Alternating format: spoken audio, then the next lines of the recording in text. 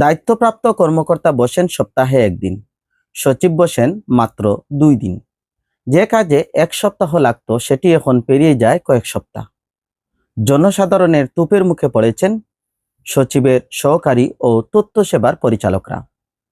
দর্শক, বলছিলাম সিলেট সদর উপজেলার 7 নং মুগলগাঁও ইউনিয়নের কথা।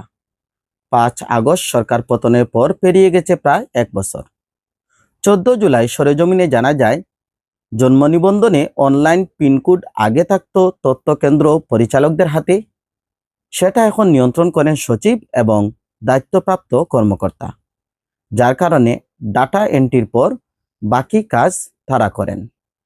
এদিকে যেখানে 5 দিন ডিউটি করেও সেবা নিশ্চিত করতে হিমশিম খেতে হতো, সেখানে দায়িত্বপ্রাপ্ত অফিসার বসেন মাত্র 1 দিন। আবার এই একদিনও মাঝে মধ্যে জরুরি মিটিং কিংবা ভিন্ন অজুহাতে অনুপস্থিতিও রয়েছে। তাতে সেবা প্রাপ্তি নিয়ে অভিযোগের শেষ নেই। সম্প্রতি সেবার মান নিয়ে সামাজিক যোগাযোগ মাধ্যম ফেসবুকে প্রতিক্রিয়াও জানিয়েছেন বেশ কয়েকজন।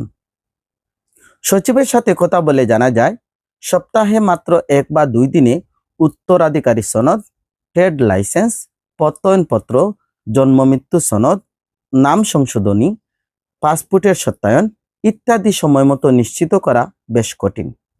ফাইল জমে যায়, নানা কারণে সেগুলি নিষ্পত্তি করতে বিলম্ব ঘটে।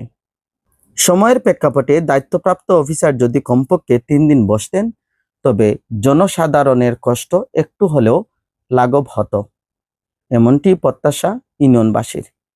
বিশেষ প্রতিবেদন, সিলেট উইটনেস।